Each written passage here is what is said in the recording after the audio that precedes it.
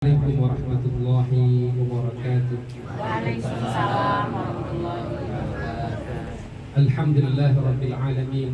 Alhamdulillahilladzi ja'ala al-'id li ibadil mu'minin wa 'ala alihi wa ashabihi ajma'in. Amma ba'du. Semoga Allah yang Maha Mulia memuliakan kita semua yang hadir di rumah ini dan menerima segala amal ibadah kita, sedekah kita, sholat kita, bacaan Al-Quran kita, dan semua amal kebaikan kita di bulan Ramadan dan di hari ini. Dan Allah terima segala amal ibadah kita dan Allah jadikan kita orang bertakwa yang terjamin kebahagiaan dunia dan akhirat. Yang sama-sama kita hormati datuk kita, uwo kita yang sudah meninggal, kita doakan mudah-mudahan Allah ampunkan dosanya, kesalahannya, Allah lapangkan kuburannya, dan Allah pertemukan kembali kita kelak bersamanya di surganya Allah. Bagi kita yang datuk, uwo, emak, ayah, dan apa, abang dan berbagai macamnya, dan keluarga besar Haji, keluarga besar Datuk Jasan, mudah-mudahan Allah berkahi semuanya dan mudah-mudahan Allah jadikan kita keluarga yang bahagia di dunia dan akhirat. Dari Kotang bingung, dan mesti Buya Hafiz juga yang paling pas menyampaikan. Setiap kali saya diminta ceramah depan keluarga, itu paling groginya 1000 kali grogi dia. Tapi kalau disuruh ceramah di TV, di radio, tidak pernah grogi. Jadi memang dakwah yang paling berat itu adalah dakwah di keluarga. Apalagi ayah, mertua, dan kita semuanya ilmunya tentu lebih tinggi dibandingkan kita yang muda. Tapi baiklah, mudah-mudahan malam hari ini masih masa lebaran, kita mengucapkan mohon maaf lahir dan batin. Mudah-mudahan kita kembali menjadi hamba Allah yang Aidul Fitri, kembali menjadi suci. Datuk, uwo, ayah, emak, dan apa keluarga besar Haji Hasan ini, malam hari ini tema kita sederhana. Tema kita adalah menjaga dan meneruskan kebiasaan baik bulan Ramadan. Ramadan itu secara bahasa berarti adalah mengasah. Itu artinya pelaksanaan ibadah Ramadan 1 bulan penuh itu telah mengasah, menumpa jiwa kita sehingga kita bisa beraidul fitri, yang artinya adalah kembali suci. Oleh karena itu pertanyaan sederhana, Aidul Fitri Ramadan sudah berakhir. Apakah dengan berakhirnya Ramadan, nilai-nilai Ramadan itu akan berakhir juga di Aidul Fitri ini? Tentu tidak. Oleh karena itu, apa nilai-nilai Ramadan yang harus kita jaga dan teruskan di hari ini dan hari berikutnya? Yang pertama adalah nilai rajin membaca Al-Quran. Kalau kita tadi mendengarkan anak kita Hanafi, mudah-mudahan ini Allah izinkan semua keluarga kita, anak-anak keturunan kita semua menjadi hafizul Quran. Dan tidak cuma hafizul Quran, mengamalkan Quran, lalu kemudian menghadiahkan mahkota surga kepada kita bersama, orang tua. Nah, kalau di bulan Ramadan bibir kita basah dengan bacaan Al-Quran, pertanyaan sederhana, bagaimana setelah Ramadan? Masihkah kebiasaan baik ini kita teruskan? Kemarin mewawancari Uwotilo, tanya sama Uwotilo, Uwo berapa umurnya? Ternyata menurut Uwotilo umurnya 86 tahun. Puasa, ya karena ada beberapa hal agak uzur. Tapi membaca Al-Quran, beliau katakan khatam Quran. Umurnya 86 tahun, bisa khatam Quran. Sehari sebelumnya saya wawancari Uwo Nursima, Uwo kita yang umurnya juga 83 tahun. Tidak lumpang puasa, cuma 1 hari, itu pun terpaksa karena diperintahkan untuk berbuka puasa. Baca Al-Quran sama 1 hari dan sangat luar biasa. Nah, pertanyaannya bagi kita bersama adalah berapa ayat yang kita baca dalam 1 hari? Atau tidak 1 ayat pun yang pernah kita baca? Pertanyaan berikutnya adalah berapa ayat kita baca di bulan Ramadan? Kalau di bulan Ramadan saja tidak sempat membaca Al-Quran, pertanyaan sederhana, bulan apa lagi yang Allah harus siapkan untuk kita terus membaca Al-Quran untuk sungguh-sungguh? Tentu kembali pada kita bersama, ya luar biasa. Bersahabat dengan manusia itu hanya sampai kematian. Mati ya, selesailah persahabatan tuh. Di kuburan awak diikobek dengan 3 oleh kain kapan laki-laki, 5 oleh kain kapan untuk perempuan, masuk ke kubur, diinjak-injak, selesailah sudah persahabatan itu. Siapa dulu pengusaha hebat, selesailah sudah. Siapa dulu dosen hebat, selesailah sudah. Siapa dulu pejabat hebat, selesailah sudah. Tapi berkawan awak dengan Al-Quran, ini tidak pernah selesai. Ini sampai kelak ketemu Allah. Dasarnya Al-Quran. Bahkan Al-Quran itu akan memberikan syafaat bagi para pembacanya. Sembahyang awak belum tentu bisa masuk surga. Sedekah awak boleh jadi dari riya, belum tentu masuk surga. Apa yang akan awak lakukan untuk bisa masuk surga? Ternyata Al-Quran itulah yang bisa menjadi jalan syafaat, memberikan pertolongan pada awak bersama. Al-Quran itu memang nikmat dibaca pada saat awak masih hidup, tidak pas awak sudah meninggal. Oleh karena itu, mudah-mudahanlah awak sedonya keluarga Haji Sarito Allah jadikan keluarga pencinta Al-Quran, yang Allah kelak kemudian mendapatkan syafaat dari Al-Quran itu. Dan tidak perlu diragukan lah, kalau kami yang berada di kota-kota besar mungkin lalai dengan Al-Quran, tapi orang-orang yang berada di kampung seperti Tolu, ini hari-harinya penuh dengan Al-Quran. Jadi kadang-kadang kami malu kalau cuma membicarakan Al-Quran. Kalau kami di kota-kota besar seperti Jakarta, kadang-kadang terlupakan ya, dengan Al-Quran ini, saking sibuknya ya, dunia lagi, kadang-kadang terlupakan akhirat. Nah, tentang Al-Quran itu apa yang pertama adalah belajar dan mengajarkan Al-Quran. Ya Rasulullah, khairukum man ta'allama Al-Quran wa 'allamahu. Sebaik-baik kalian yang mau belajar dan mengajarkan Al-Quran. Lalu yang kedua apa? Yang kedua adalah membaca Al-Quran.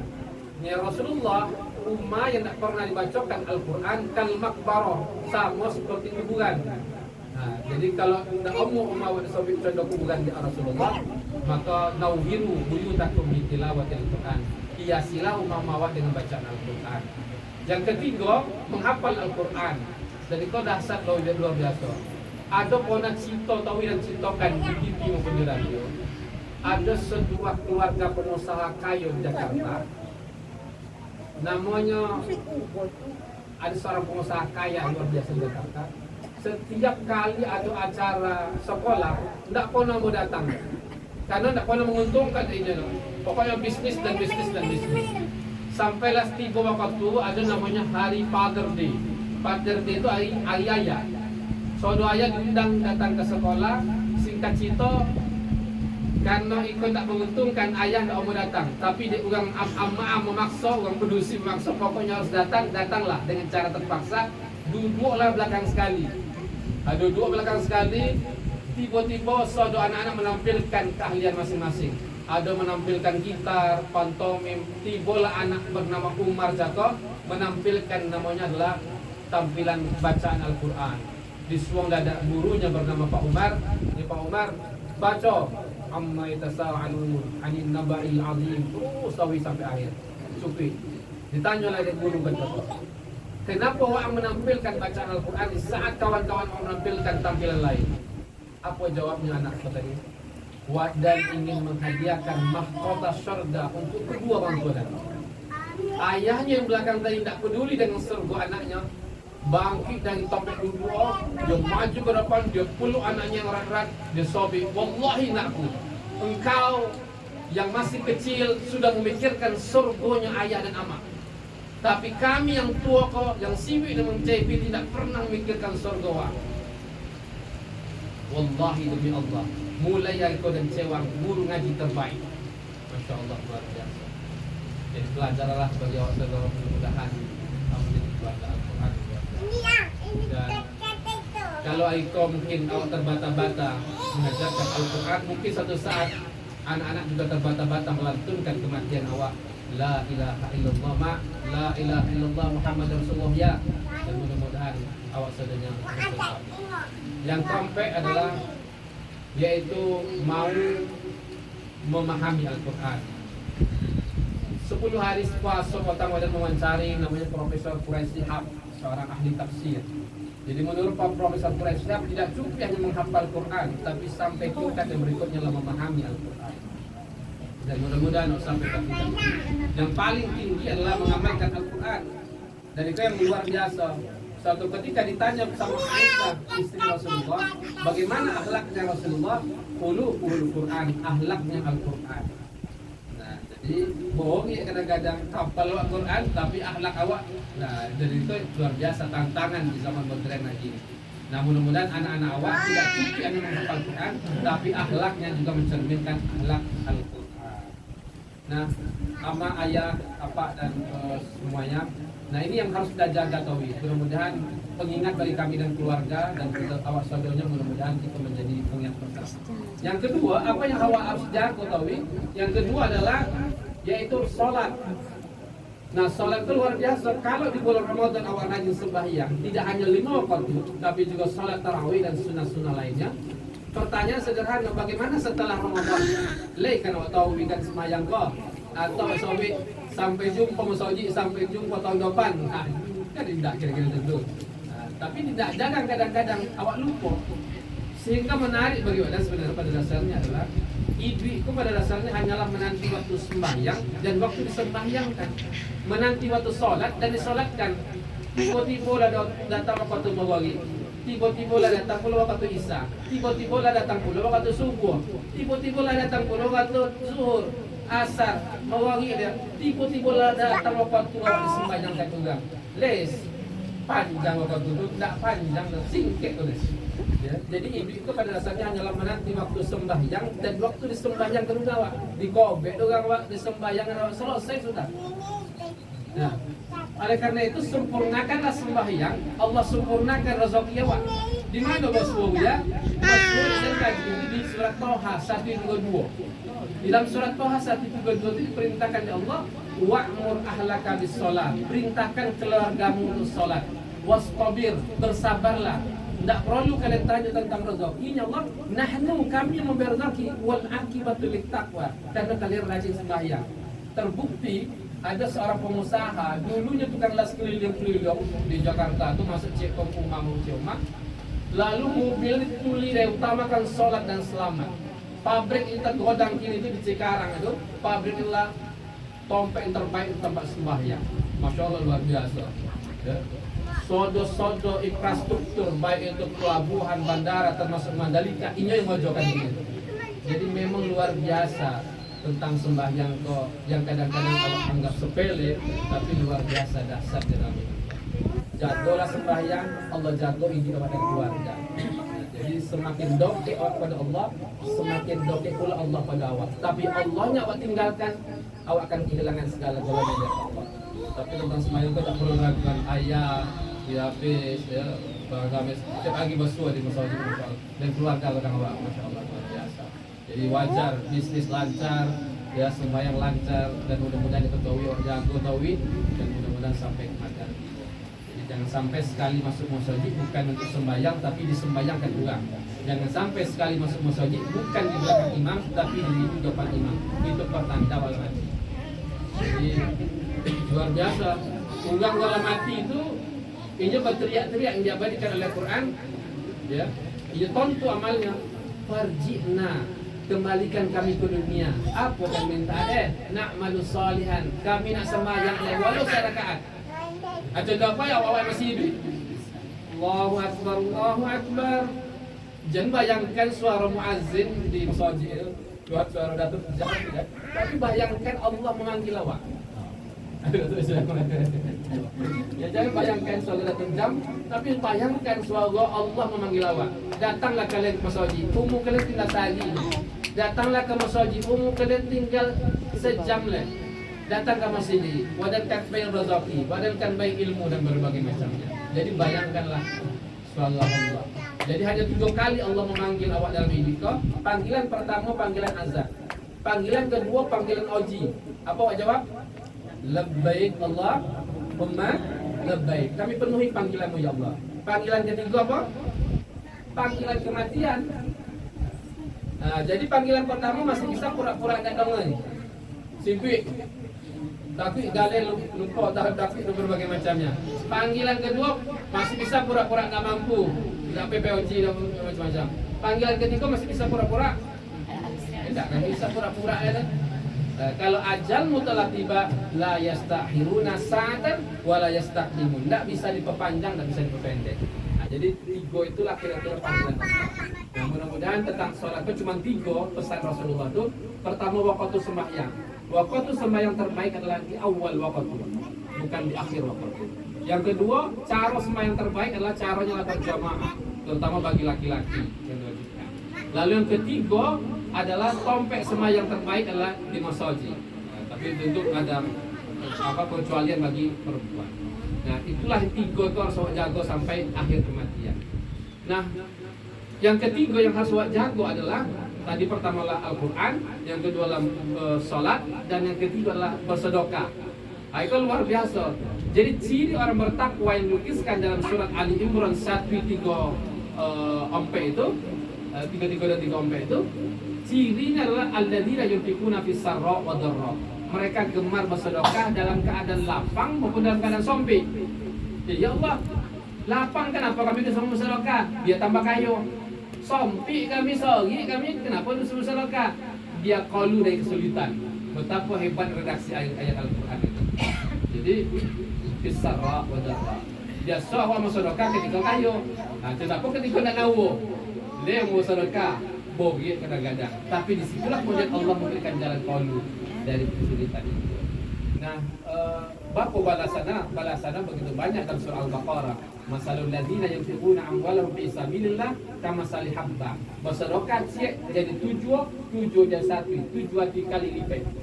Awak tang piti awak di bank 1 juta, bagi hasilnya 7%, bagi 12 bulan ekuivalen dengan 0,5%. Berapa piti itu? Rp5.000.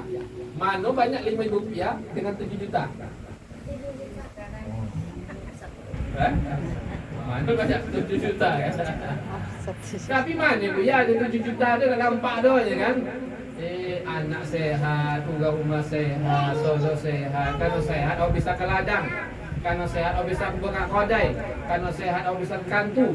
Coba bayangkan si aja keluarga sakit, saudara tutup sedang. Nyata terbukti hadis Rasulullah. Itu 2 manfaat: menolak bala, menambah rezeki.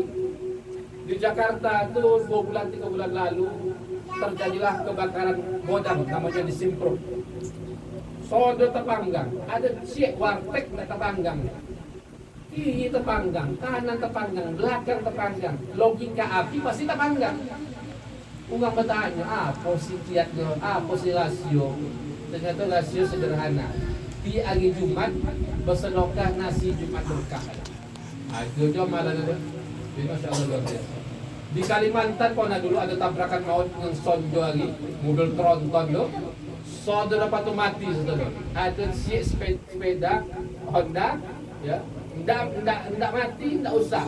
Suami istri masih tersangkut di Honda tu makanan kan disedekahkan di hari Jumat. Nah, jadi memang luar biasa dasar sedekah itu. Jadi mudah-mudahan lah. Orang tua-tua dulu dasar, tak nak piti deh, bayi makanan, tak nak makanan, bayi tofu deh kan, tak nak tofu deh, bayi mutan deh. Itu yang luar biasa for contoh kan. Jadi tak mesti harus piti kan. Ya, yang punya piti besar, karena kan dengan piti. Ya. Siapa contoh yang kaya dulu di masa Rasulullah? Ada namanya Abdurrahman bin Auf. Masuklah ke Madinah tu rombolan unta dengan bekalan. Juga paling kau kan diperdagangkan. Tapi Abdurrahman bin Auf tidak, semua saya sedekahkan untuk penduduk Madinah. Nah, itulah Abdurrahman bin Auf, satu di antara 10 sahabat Nabi yang dijamin masuk surga. Siapa yang kaya? Utsman bin Affan. Tapi ada pula yang masuk surga dengan jabatannya, seperti Umar bin Khattab dan bermacam. Ada juga yang masuk surga dengan sedekah tenaga. Nah, siapa yang sedekah tenaga bisa masuk surga? Angkat tangan, baby 50.000. Nah, siapa? Itu ya. Siapa sahabat Nabi yang masuk surga? Tidak bisa sedekah piti dah, tidak bisa sedekah ilmu dah, sedekah tenaga aja. Siapa? Siapa? Baby 50.000. Amka, mana Amka? Ya, siapa? Wah, bila keren Amka, 20.000.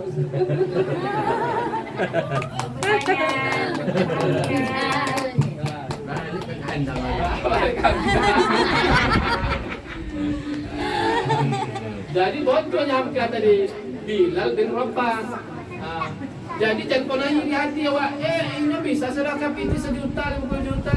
Buat kenapa? Karena Allah. Apa cara nak masuk surga? Oh, bang aja Bilal dia. Allahu Akbar, Allahu Akbar. Apanya Rasulullah? Buat tadi Isra Mi'raj tadi. Tahu kita terompa wa angla ada di surga. Bayangkan dia kata dia. Jadi jangan mau nak hati, ndak nawak piti, ndak bisa sedekah, bermain zakat, wakaf macam-macam tolong kayu. Ada amalan-amalan lain yang bisa lakukan untuk bisa masuk surga Allah. Contohlah Bilal tadi. Dengan obang aja terompa, terdongnya di surga. Bilal itu selain obang tadi mendawamkan wudu, menjaga wudu, itu amalan. Nah, mudah-mudahanlah yang punya ilmu bersedekah dengan ilmu, yang punya harta bersedekah dengan harta, yang punya tenaga bersedekah dengan tenaga, jangan pernah kete hati sampai bila sampai kematian waktu ya. Jadi ada dialog yang tahu membuat nangis sebenarnya di amal Quran itu. Apa dialog itu? Ya Allah wa anfiqu mimma razaqnakum min qabli ayyati ahadakum maut. Bersedekahlah kalian sebelum datang ajal kematian pada kalian. Dijawab oleh manusia, Rabbi Tuhan, laula akhartani ila ajalin qarib. Andai kata kau perpanjang umur pada sehari saja, fa asaddaqa. Jadi kalau umur kau perpanjang sehari, awak tak minta pe umrah dah, tak minta pe haji dah. Yang awak minta apa? Bisa bersedekah. Ternyata menurut para ahli tafsir, para ulama, ternyata kenapa yang awak minta sedekah tak pe umrah, tak pe haji? Ternyata pahala sedekah itu dahsyat luar biasa. Wa akun minas shalihin. Tapi dijawab oleh manusia, ya, kalau ajalmu telah tiba tak bisa diperpanjang. Itulah kebiasaan awak. Oh, mau bersedekah kalau laka pepes. Oh, mau bersedekah kalau lasa. Jadi nikmatnya bersedekah itu ketika lagi sehat. Nah, mudah-mudahanlah menjadi kebiasaan awak. Ada namanya sedekah paling baik adalah di subuh hari. Ada malaikat yang mendoakan. Ada sedekah terbaik di setiap minggu namanya sedekah Jumat berkah. Ada sedekah terbaik setiap tahun namanya sedekah di bulan Ramadan. Mudah-mudahan Allah terima ibadah sedekah awak. Mudah-mudahan orang tua kami meninggal, bisa kami sedekah untuknya? Bisanya Rasulullah. Bawa kap dan berbagai macamnya. Dan mudah-mudahan itulah bisa lakukan amalannya. Ya, dan mudah-mudahan mengalir pahala. Lalu yang keempat, yaitu nilai apa yang akan jago tawi menawi? Yaitu menahan amarah. Aku bohong gitu. Ustaz Endra bisa menahan amarah. Kadang-kadang sebagai manusia kadang-kadang lupa juga kadang-kadang gitu. Jadi di dalam Al-Quran itu disebutkan ciri orang yang Ramadan yang diterima oleh Allah adalah wal kazimin al-ghaidha, mampu menahan amarah. Atau luar biasa dahsyat. Sampai-sampai disobikkan menahan amarah. Kalau di bulan puasa awak nak bongi sama Allah, nak bongi sama orang, kira-kira bongi tak Pak? Bongi tak kalau bulan puasa? Nak jadi bongi, maaf ana shaim, saya lagi puasa, nak jadi bongi kan? Bagaimana setelah Ramadan? Nah, mudah-mudahan awak bisa menahan amarah. Ada Cito yang tahu jangan Cito kan? Cito di negara tetangga dan di Indonesia. Ada keluarga seorang pegawai, beli mobil bau, mobil yang tegoma. Di rumah ada anak sedang main paku.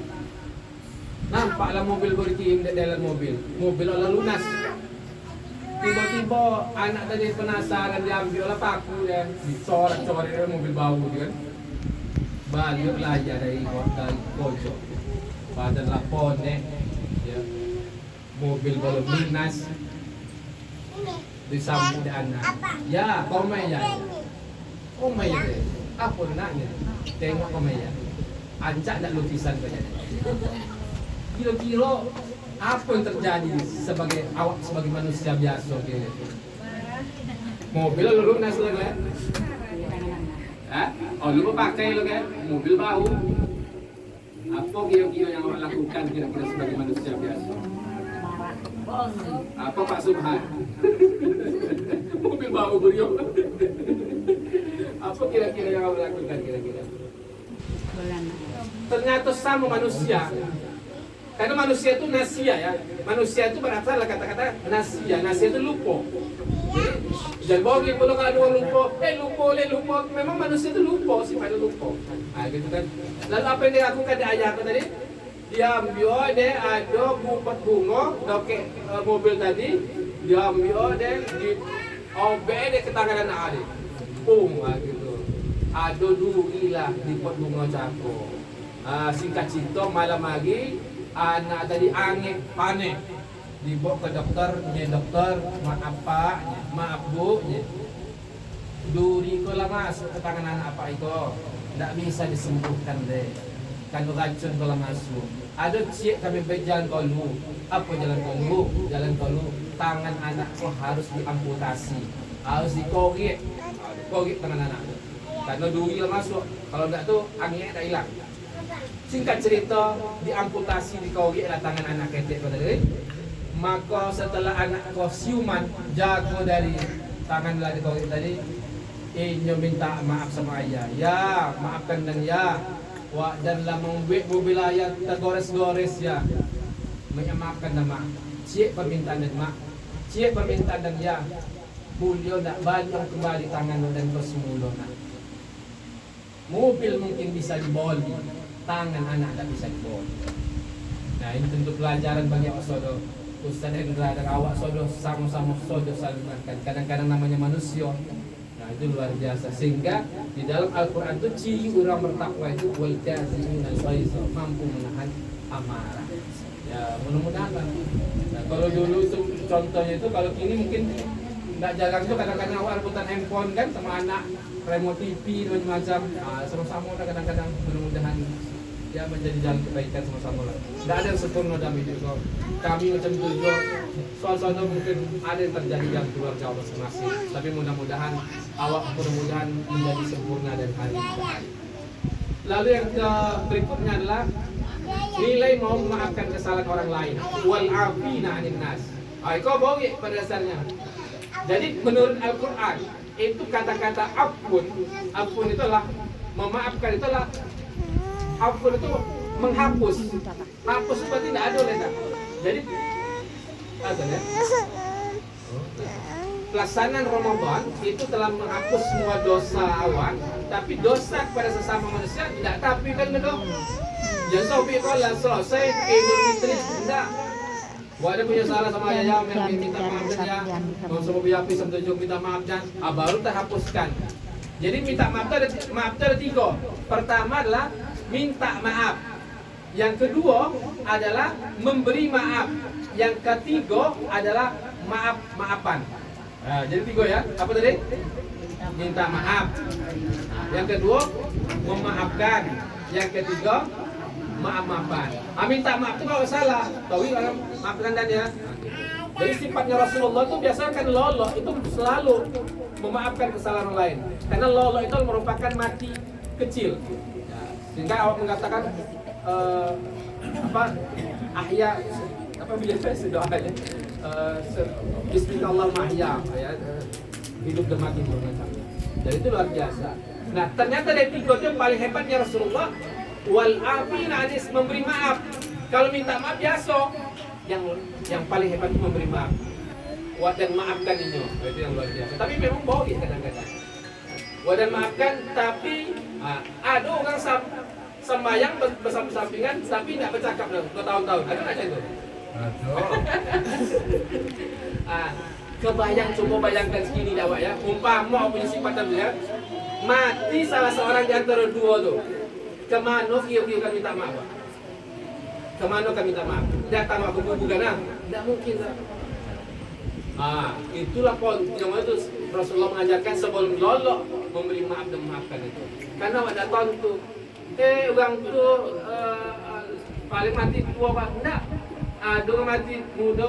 Cuma contoh tentang KUP itu. KUP apa semuda kan? Ada lagi yang muda-muda banyak. Sebaik-baik dan macam-macam. Jadi ternyata mati itu tidak mesti harus menanti sakit. Mati itu tidak mesti harus mesti tua. Mati itu kapan saja. Nah alangkah indahnya orang mati tidak punya dosa terutama sama manusia lagi. Nah oleh karena itu mudah-mudahan Idul Fitri kau mengajarkan awak, mudah-mudahan sekeluarga kau insya Allah mudah-mudahan akur, mudah-mudahan mudah-mudahan insya Allah sehat dan tidak punya dosa, saling memaafkan di antara awak. Saya pikir itu, dan terakhirlah nilai mau bertaubat. Bertaubat itu bohong kadang-kadang, ya kan? Jadi ada, ya kadang-kadang menyopi, ya kok aja waktu umur 40 tahun. Ada cerita menarik. Ada seorang sahabat mengingatkan, taubatlah kau, dia bilang.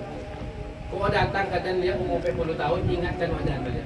Tidak apa-apa lama kalau di rumah mobil, krek, tabrakan mati. Tidak perlu menunggu sampai 40 tahun.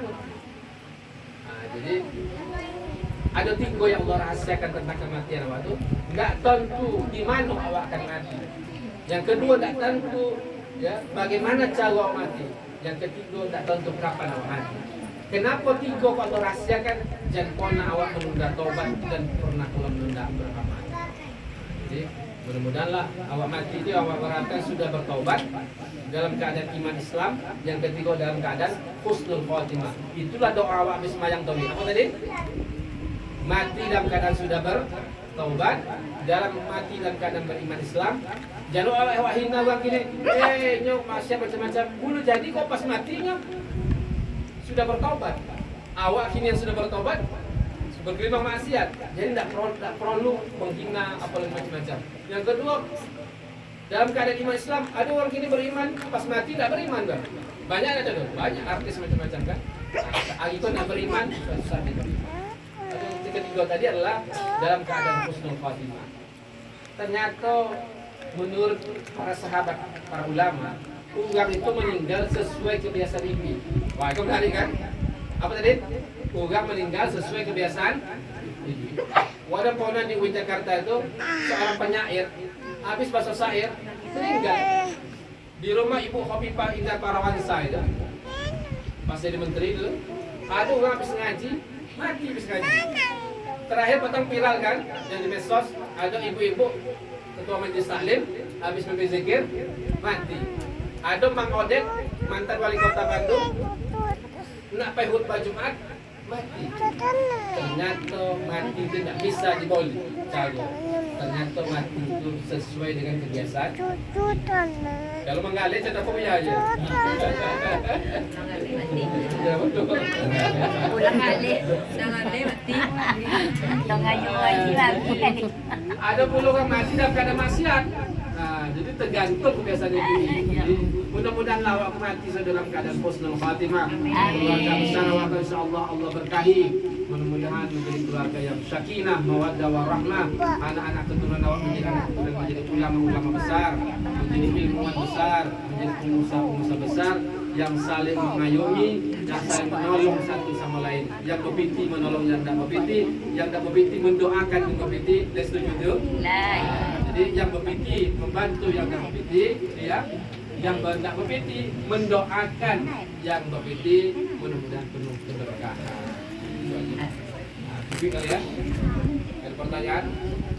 Gak bisa jawab kok, yang bisa jawab. Cukup lah kan, diakhiri dengan doa. Itu ya. Ada kata tanya, ada terganjal di hati. Sudah, cukup lah. Memang paling grogi banget kalau disampaikan kalau di keluarga. Paling grogi. Kalau suami istri sampai. Apapun insya Allah sampai. Jadi jangan pernah ragu, apapun kebaikan itu insya Allah akan sampai.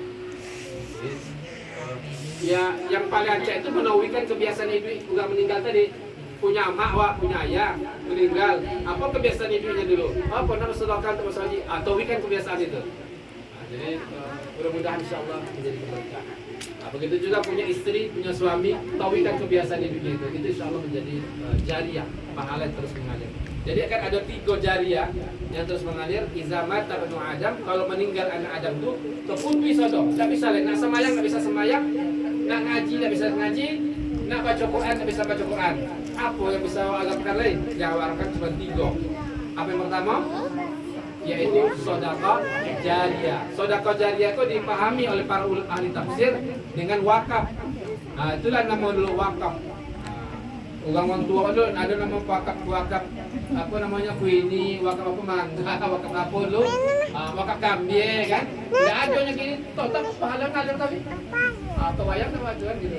Bawa ke pesantren, madrasah, apapun. Yang kedua yaitu ilmu yang tabang, ilmu yang dimanfaatkan. Ini nawa handphone gitu kan. Contoh tek lelin kan. Tek lelin tu. Guys, jangan tahu kan lo guys, kan. Beginilah cara masak rendang ala kuok gitu.